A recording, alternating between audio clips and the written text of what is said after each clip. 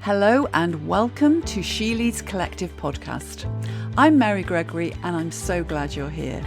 This podcast is a space for honest conversations about what it really means to lead as a woman today and how we can all show up with more courage, care and clarity. You'll hear from inspiring women, powerful allies and bold truth tellers who are changing the game, not by playing tougher, but by leading smarter, softer and stronger. Hello, welcome to today's episode. So here's some questions for you. Why are so many brilliant, experienced women walking away from corporate careers at the moment they hit their stride? And why aren't the organisations they're working for more bothered about this? Is it burnout, bias, or is there something deeper going on that we've been missing for far too long? Well, today's guest has been asking and answering these very questions. Dr. Lucy Ryan is a leadership coach, academic and best-selling author whose 5-year doctoral research uncovered a quiet revolution. Women in midlife choosing to step out of corporate life, not because they're done, but because they're done being overlooked. Lucy is the author of Revolting Women, Why Midlife Women Walk Out and What to Do About It. A book that's been called clear, pithy and enraging by the Sunday Times and named Business Book of the Year in 2024 for diversity and inclusion. Lucy has spent over 2 decades working with global leaders through her company Mindspring International, and she now lectures in positive leadership and organisational wellbeing. She's also a passionate advocate for gender equity, especially for women navigating midlife and beyond. And I'm thrilled to welcome Lucy here today to the She Leads Collective podcast. Hello, Lucy. Hello, Mary. Thank you for having me. Well, thank you for being here. It's my absolute pleasure that you've joined me. I'm really delighted. And I have to say, I absolutely love your book. It's got so many important pieces of information, insights, research, and it's written with such warmth and spirit in it. I really love the way, the whole tone of it. So I'm curious though, you like me, you're an executive coach and you've worked with many, many leaders. I get the impression you work with men and women. Very much so. What was your motivation then for writing this book and for your research? Well, the outcome of the research is not necessarily the motivation. So the motivation came actually from wanting to do a PhD. I did my master's when I was 40. I did my PhD when I was 50. And so the motivation came from wanting to do a PhD. Then I wanted to work out what would engage me for 5 years. I did it part-time. I'd be working every weekend, more or less, weirdly. And so I decided to study women like me. And also, I was coaching quite a number of women at midlife, and they were making some strange decisions. So just at that point where I thought they'd be stepping up, they weren't. Yes. They were stepping out Yes. or sideways or down, and so I decided to study them. So the PhD came way before the outcome of Revolting Women. Okay. And some of the things that you've brought out in your book, though, are that women in midlife often, I mean, I can think of one example. I think it's Christine or Christy in the book who goes and does a PhD herself. So there's a lot of women that stories you tell who actually are doing extraordinary things in their midlife. Would you say you are one of those women then? You are a revolting woman.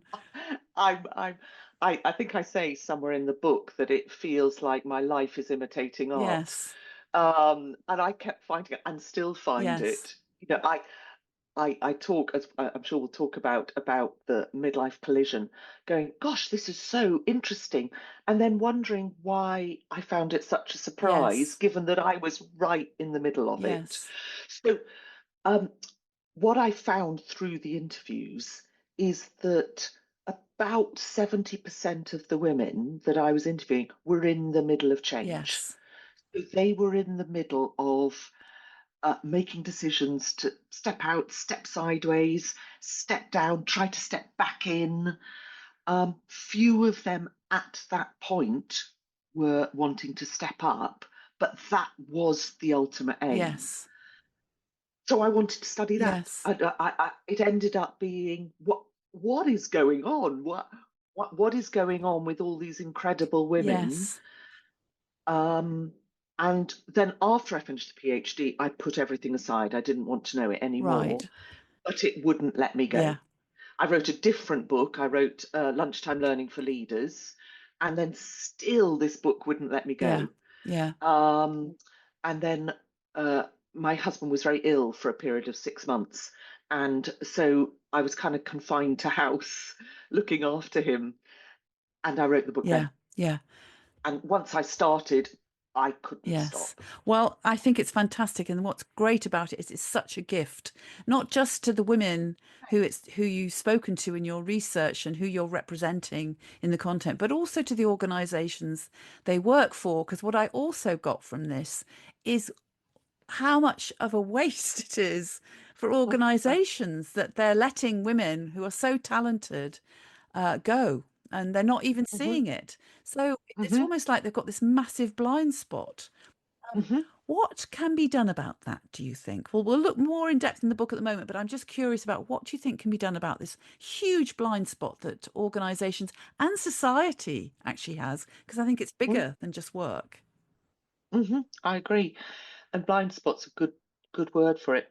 I think the crude answer, if you like, is that organisations simply have to care and take it seriously. Yes.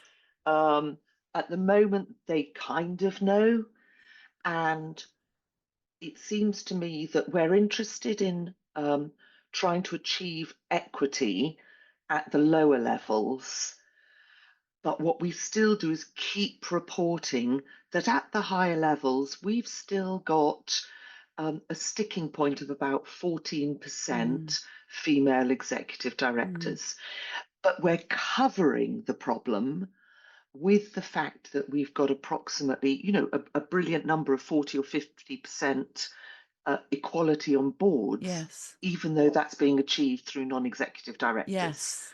So the very data point that I'm studying, women leaving, Yes.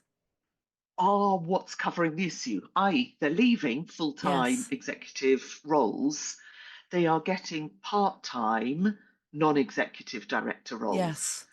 So they are the statistic of equality at board level is only one part of the story, Yes, yes, yes. That if that that makes no, it sense. does make sense, and it is. I know because I've been working with women in leadership for over 15 years myself, Mm. and it is interesting that so often you read articles that say, "Oh, we've done it now. We've evened up the Mm, mm, table," and mm. actually, Yeah, yeah, oh yeah. gosh, you might have made one small step, but there's still so far to go. It do, Hmm. you mentioned the whole two steps forward, one step back. It does feel like that. Hmm. It's a real Well, dance. McKinsey's reported that a global phenomenon that for every two women promoted, um, sorry, the other way around, for every single female executive director promoted, two were exiting the Yes, workplace. yes, yes, Um, and and we keep reporting it, and all the reports come out, the FTSE report, the McKinsey report, that still says we are static yes, and have been for 9 years at the executive yes, director level. yes, And everyone keeps going, oh, yeah, yes, wow, that's interesting. yes, yes, Um, so your question was, what do we do about it? And my answer would be, well, the first thing is we have to want to do yes, something about yes, this. Once we want to do something about it, then change will yeah, happen. yeah. It's got to become painful enough, I guess. Hmm. You'd think on the one hand, because there are figures that say, organizations who do have gender parity are more profitable, are more successful, attract, Hmm. Hmm. better quality talent. There's all that Hmm. evidence. You think that would Hmm. draw people towards it. Hmm. But that's kind of the pleasure that attracts change. It's not the pain that attracts change. It's almost like organizations aren't in enough pain at the moment, or there's too much of a threat going on. Because I know, I mean, we're going away from your book here, but talking about what's happening in the world at the moment, looking at what's happening in the US, for example, where they're cancelling all their DEI policies and And that's had behaviours. ramifications in the UK. Absolutely, I've had clients that's Um, affected. yeah, women in leadership Yeah, programs are being stopped or yes. paused. So it's as if the world is going, phew, we don't need to take it Yes, seriously now. yes. And there's also, because men feel threatened as well, I think there's that sense of men feeling threatened and men having their own issues as well that maybe haven't been given attention enough. I'm just thinking about the recent episode of Adolescent, or the drama series Mm, Adolescence has raised all sorts of things that came up there that were useful for discussion. But that, we can't do it, them and us. It has to be done together, is how mhm, I see things mhm. happening. And I think the other thing is that very commonly women are making brilliant entrepreneurs. So they are exiting organizations, but very often they're not unhappy. They're pleased with this Yes. choice. It's like, well, if I can't make an organization fit around me, I can certainly make my own business fit around me. Um, and so, there is an uncommon number of women who are perfectly happy setting up their own Yes. businesses, but it's the organizations who are losing Yes. here. And they're bringing in 85 billion in business revenue in the Mm, country. mm, So they're making a mm, significant contribution. mhm, mm, Incredible. Okay, well, let's come to the book, because I think what I really like about the book, it was really easy to read. And good. also, there are the three themes that you address in it. The first one, which is Mhm, about power, which we've almost started mhm, to touch on already. mhm, Then we move into the midlife collision, as you call it. mhm, And then finally, you look at what we call revolting, or the revolution that women mhm, are taking or can take. And mhm. it comes to quite a hopeful conclusion, which is Good. great, although it does take us through some quite dark and deep stories, I think, that of what Mhm. some women are having to deal with and contend with. Yeah. So let's start and just discuss what came through and what you were wanting to say around the whole power dynamics that are going on in Mm, organizations. yeah. And I think it's a tricky uh, issue because it's very nuanced, it's very complex, and very commonly men don't know that they're doing it. Yes. But there is definitely what came through loud and clear is this sense of what I didn't coin the term gendered ageism, it's a well-known term, but where sexism meets ageism. Yes. So women have faced sexism, decades in Centuries. Yeah. organizations, Yes. centuries, not much more than Yeah. decades. And there's still that often unconscious sense that women are lesser than men. And that's threading its way through organizations. Now, when sexism meets ageism, we've got something particularly corrosive Yes. going on. Yes. And when we link that with the menopause and we go, oh, okay, so they're even lesser, they're emotionally unstable, they're hot and sweaty, they're full of brain fog, then let's just overlook them. Yes. So I had story after story of women either being let go, sidelined, um, given projects that weren't at the right level, and eventually to the point of being bullied Mm. out of an Mm. organization. Mm. And I wondered when I was writing it if that was, excuse me,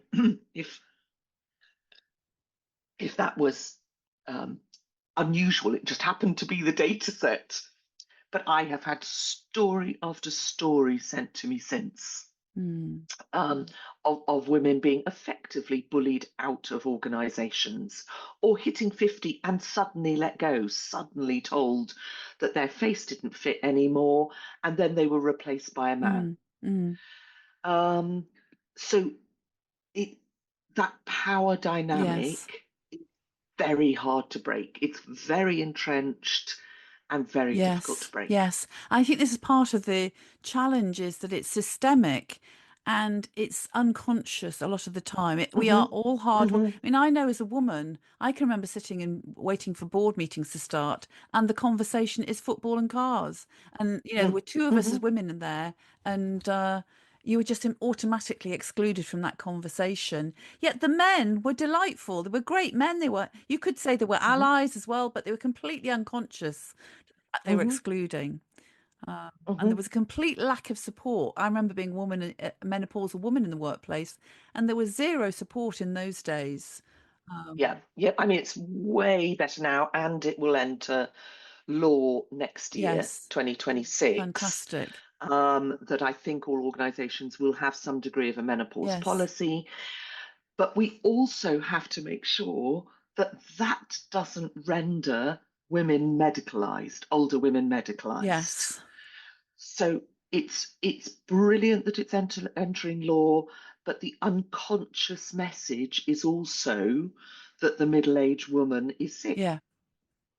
Um, so these are It's, the power dynamic is very it is tricky, true. and it's why no one talks It's a about it. tightrope, isn't it? A real tightrope. Mm. And Yeah. also, but I'm also hearing that this isn't just about gender, it's also about leaders, senior leaders particularly, being willing to unravel their unconscious and become more conscious as leaders. Because I Mm. think Yeah. that Yeah. will give us access to something Yeah. if Yeah. leaders are willing to be more conscious Yeah. and understand their And you're biases better. absolutely right. Yeah, You're absolutely right. And that comes back to your point is what do we do about yeah, this? And I will still say the first thing is awareness. yes, That it's awareness and yeah, desire, awareness of what the issue is, and then desire to do something about it. yes, And no menopause policy is going to fix it. It's one lever yes, that's helpful, yes, and hopefully it means that perimenopausal, menopausal women will have a tribe at work yes, and a safe space yes, where they can discuss it. And hopefully they will be able to get whatever help they need and retain their roles, yes. not exit. Yes, yes, absolutely. So I get that from the menopause side of view, Yeah. but also I'm thinking about leadership development more generally. It's not Mm. about building skills, it's about building consciousness, it's about building awareness so that Hmm. people are acting with a greater understanding of intention and what's going on in their Hmm. interactions. So, Very yeah, much so. yeah. Very much so. Great, great. Okay. So then we go on to the second part of the book, which Mm. is, I love the title of it, The Midlife Collision, which is Mm. such a brilliant description of what happens. And I don't know about you, but when I was in my 20s and 30s, I thought, I had it sorted, life was great. I had no idea what was round the corner.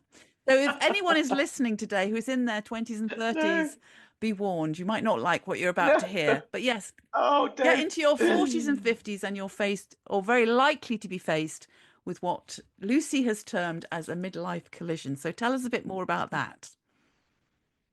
Well, uh, every single woman talked about a form of collision in one way or another. And it's of no surprise to me that it was that term that was picked up Mm, by all the press. Essentially, midlife is a unique period of time where a number of factors hit specifically for women.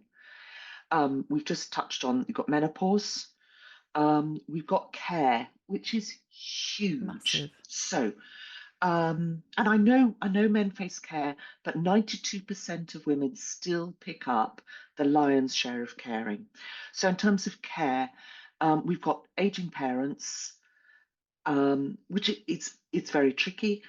Parents with dementia, plus we've got often our older children or Hmm. teenagers, many of whom are going through some kind of mental health crisis. Um, we've actually got quite a lot of older mothers, and I term older 45 to 50, with very young children as Hmm. well. Um, so we've got care in different facets. Most of the women talked about some form of care in terms of partners, siblings, let alone parents and children. So care was just a huge, multifaceted issue Mm. that um, is so different from when we were younger. You know, when my kids were younger, we could do lots of swapsies. Yes, You take them after school, I'll take yours after school. absolutely. Can you take mine swimming? I'll take yours swimming. Can we put them to the after school club? I'll go and pick them up from school. You do the school run, then I'll do yours on Monday and Friday, Yes, whatever. yes, When you're talking about your dad with, as mine had, alcoholism and dementia, you are on your own. yes. And I was helping my mum care for him. And I can't say to someone, I've got a call from my mum, could you race down the motorway and help pick my dad up from the floor? Because it needs two of us and the paramedics won't come out Mm, anymore. mm. We were on our own doing it. Yes, So you've got menopause mixed with care, mixed with often divorce, bereavement. We'll talk about that in a moment. Financial issues. So um, you've got women steeped in factors that are so unique to yes, midlife. yes. And it's not like their shoulders suddenly get bigger because they're carrying all of this. You know, your shoulders are the same size, but you're Yeah, carrying so yeah, much more. yeah, and therefore work gives, Mary. Yeah, yeah, You know, it's like what's going to give here. yes, It's a bit like Laurie, who her mum had heart disease, and she had 17-year-old twins, one of whom had anorexia, and she just sat there going, "Something's got to give." yeah. And it's got to give work. It's not one of these And two. this is where flexibility and organizations' Yeah. approach and being flexible is absolutely invaluable. Because I know with Laurie's story, she was able, and she worked it out with another woman, Mm, actually. They did it and then mm, made the yeah. proposal Yeah. that they worked out a An job share. extraordinary story. Yes, Yeah. that so fortunate that they were able to do Yeah. that. But quite Yeah. often organizations don't have that in mind. They don't have the No. policies, they don't have the thinking that would No. accommodate that. And also, Laurie was under no illusions that had she not met her friend in the lift, had she not been talent director and her friend HR director, had they not been able to craft a job share director, had they not been canny enough to know the guy they reported to and that he would want a solution, that they would both have been let go within Yes, a week. yes, And the company would have had no HR director, no talent yes, director, and that they presented a neat yes. solution. But Laurie was under no illusion that had they not been able to do that, they They would both have been they let would have go. gone, yes. And Mm, but the in that case though, the organization admits they were able to keep two really mm, talented yeah, women, yeah, yeah, and they yeah, were yeah. delighted about that, Very and that much has so. resulted in it Yep, being spread around the company very much as an so. approach. Very much So so. other organizations can learn that they can keep Oh, yeah. talent if they're willing to be flexible and offer flexible Yeah. solutions. Yeah, I still think that job shares are the most underrated Yeah. tool. And particularly when you've got older women with experience, talent, brilliance, role modeling, Yes. um, uh, they will craft that together. Yes, yes, fantastic. Well, that was a great ending. Unfortunately, there were other women in your book Mm, who where mm. it didn't end so well. And No, you know, there was a story. I can't remember any of the names. My memory's not that great. that's all right. But Don't there are worry. stories of women who went and asked if they could go, not even really part time. It was from 5 to Yeah, 4 days a week, and the organisation was like, "Oh, we can't yeah, possibly afford to let yeah, you do that." yeah, And so yeah. I mean, it's they a lost that woman. They lost yeah, that talent. and it was time and time Yeah. again. I deliberately didn't seek out women who'd left. Funnily enough, I sought out women who were employed. Um, and uh, time and again, I had women who simply asked to go from 5 days to 4 days, which still today seems so. I mean, this I started all the research 10 years ago. The thing that's changed is the menopause in that time, but Yes. what hasn't changed is that leadership roles, senior leadership roles, we still think have to be done full time. Yes, yes, So I had women who wanted to go from 5 days to 4 days. I had women who simply wanted 1 month off. was one woman whose both parents were dying, and they did actually die within about 3 days of each other, and she was riven in grief, and she just wanted 1 month off, and the organisation said no. Incredible. And um, I just had story after story of inflexibility. Yes, yes, I still would advocate for organisations to have what I call life leave. yes, So we might have a menopause policy, we might have a care policy, but sometimes it doesn't fall under that. Sometimes it's grief, yes, plain and simple, not plain and simple at all, that's clumsy in my language, but it's grief. yes, And you need time to just um, sort your head out a bit, or come to yes. terms with it, or learn, work out how you're going to live with Quite it. wrong. So they exit. Hence, I called it the quiet revolution, Yes, because they're not making a storm, they're just exiting. yes. I mean, I find I'm sitting here thinking this is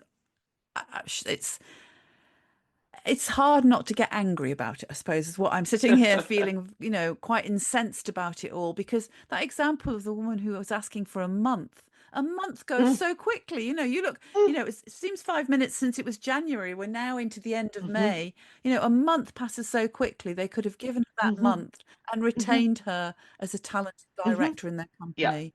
But instead, yeah, they lost her.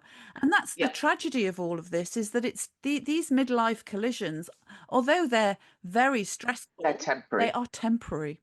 And Yeah. those women will still be there afterwards. Mhm, And mhm, I can think of another story where a woman actually made a conscious decision not to step up in the organization. She stayed where she was so she could ride the storm.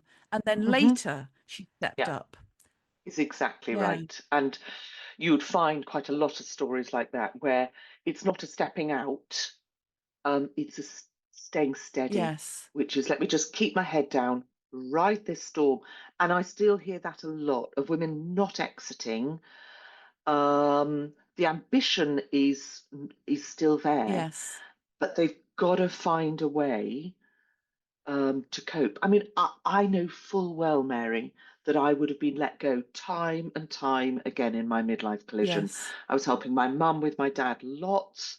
I said when I wrote this book, I took 6 months off to care for my husband, who's terrific now, but I needed a lot of time. We had a lot of hospital appointments. He couldn't walk.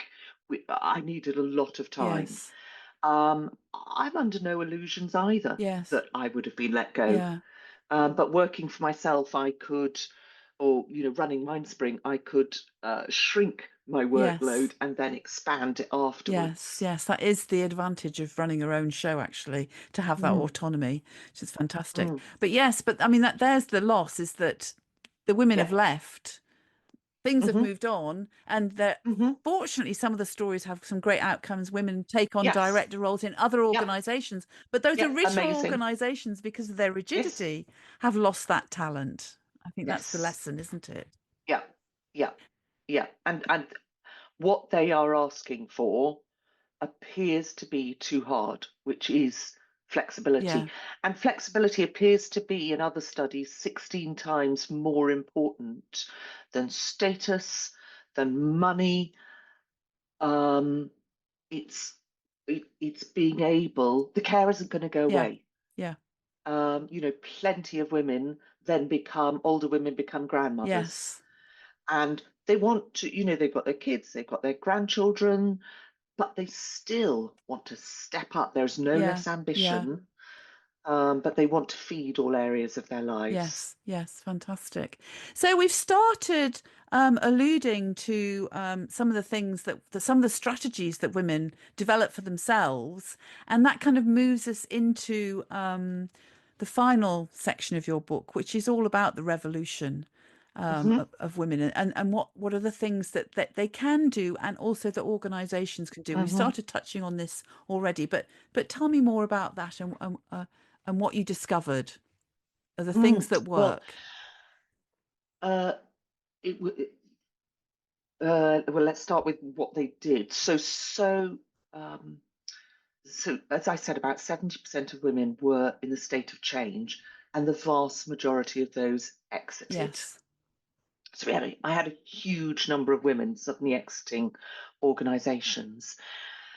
And what I found is that they didn't stay static or retire. In fact, I don't think I have a single story of a woman having retired. And when I went back to the women post the study, 5 years post, none of them had retired. Wow. So they all set up, some returned to organisations in a different way. Most of them set up businesses in a different way or studied. So, like Chris went on to study a PhD. Yes. Eve now runs a completely UK first project of mindfulness programs for GPs Yes. in the UK. Um, uh, uh, uh, Becky did end up setting up a tea shop. So all sorts of them set up different businesses in one way or another. Yes. Um, and some went back into the workplace into big roles. Yes. So the revolution was and is, if I cannot, that somehow I have to realize my um, desire for self-determined growth and ambition in some way. Yes. And if I can't do it within the organization, I'll do it for myself. Yes. So what I talked about in terms of the revolution was this notion of career clocks. In that, and I'm stereotyping here, but for a lot of men, the world of work is quite linear. They enter at a certain age, 20, 21, 22, and they follow by and large a linear career path upwards. Yes. Many women follow zigzag Yes. career paths. They go in, they step out, they go in, they step up for babies, for care, for whatever it Yes. is. And so they get to about 60. And just when men are going, right, I'm going to consider my retirement between 60 and 65, or when I take state pension at 66, or for me it's 67, and then I'm going to enter a world of golf, retirement, sailing, I'm whatever it smiling is. my head off because my partner has just done that, and I'm still hungry to keep going, but he's There we yeah, go. And there's the different career yeah, path.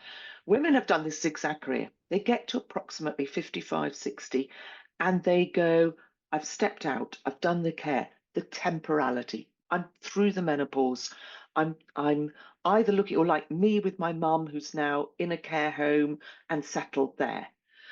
So it's like, oh, right, what next? It's not retirement for me. So you have this swathe of women round about 55 to 65 going, what next? yes, And they're ready to step up. They're ready for an enjoyable career. They want to realize their ambitions like they're forged in fire. yes, They have energy. They are the most resilient generation of any generation. yes, And they're ready to realize that. fantastic. And that's the revolution, Yes, which is how do I realize this desire to do something else with my life yes, that's enjoyable, that's ambitious, that's interesting, and that's meaningful. So they want something also yes. that's meaningful. And it sounds like I'm asking for the earth, I think, as I speak, but it's not. It's not, and it is doable for those that are motivated, Very and doable, and it can be done in an yes, it organization, can. but they are unlikely to go, okay, give it to me full on 5, 6 days a week, 24/7, because they'll go, no, no, I want to feed all parts of my life. Yes, So I will give you everything I've got but for a defined period of time. Yes. I now know my boundaries. Yes, yes, very good. Very good to hear that as well, because I think women, certainly when I work with younger women, that's something they've really got to learn is all about boundaries. But I'm also Mm, hearing that's why so many women end up running their own businesses because they can exactly have right. that balance, they can have those Mm, boundaries, and it's very meaningful for them. hmm I also get that actually what we're talking about as well, and I think again you reference this in the book, is how the organizations today, we're still running on a model of what an organization should look like way, way Yeah, back. We're talking maybe even yeah. Victorian. I remember Stephen Oh, we are. Covey talking about we're not in the industrial age anymore, we're in the knowledge Mm, age now, and that hmm requires a different type of organizational structure.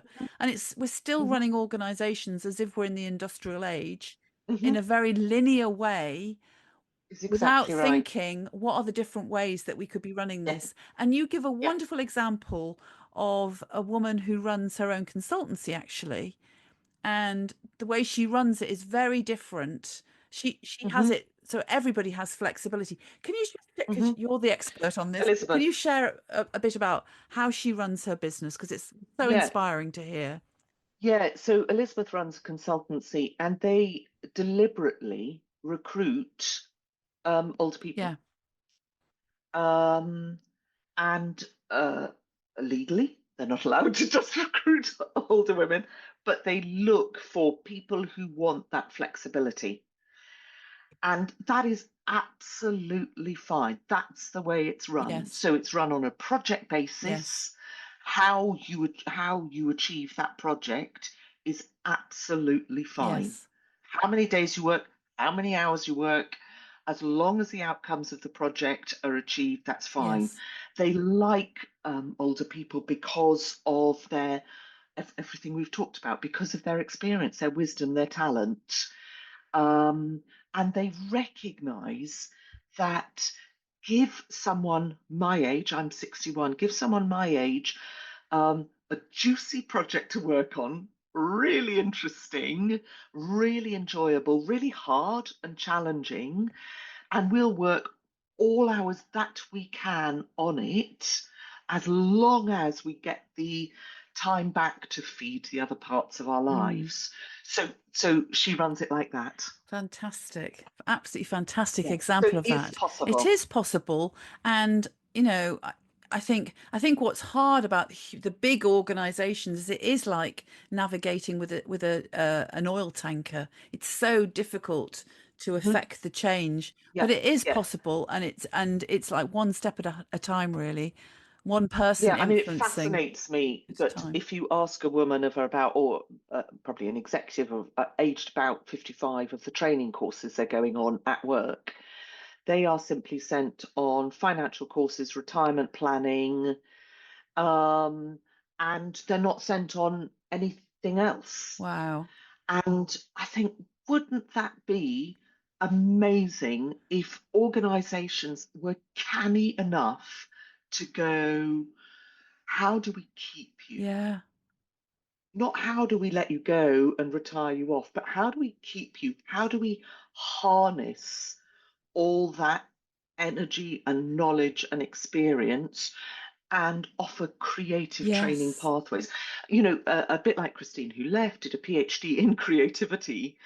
There is no doubt about it that she would have stayed had she been able to maybe spend a day a week studying. Yes, yes.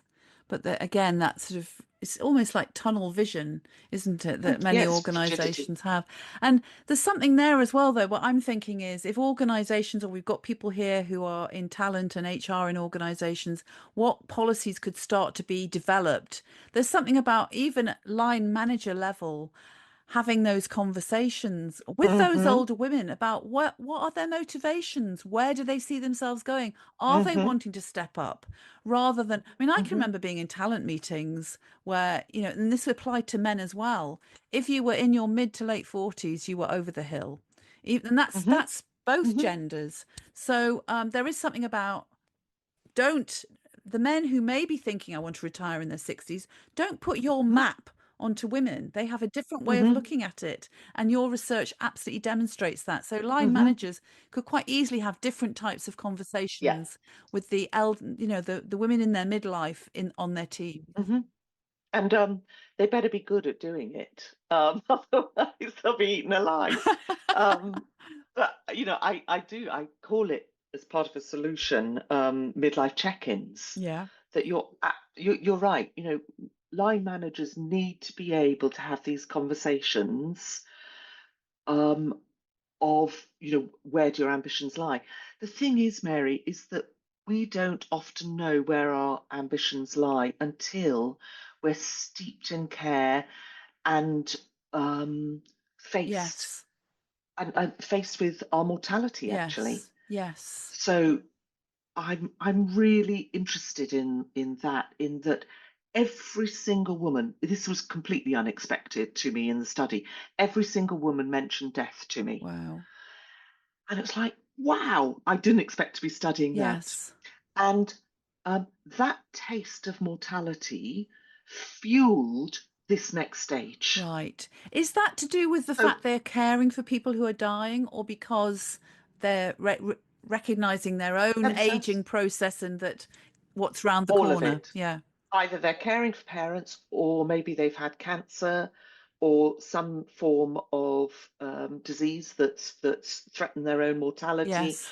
or sibling, or partner, or friend. Yes. Yes. Um, any and all of that has gone, oh, life's short. Yes.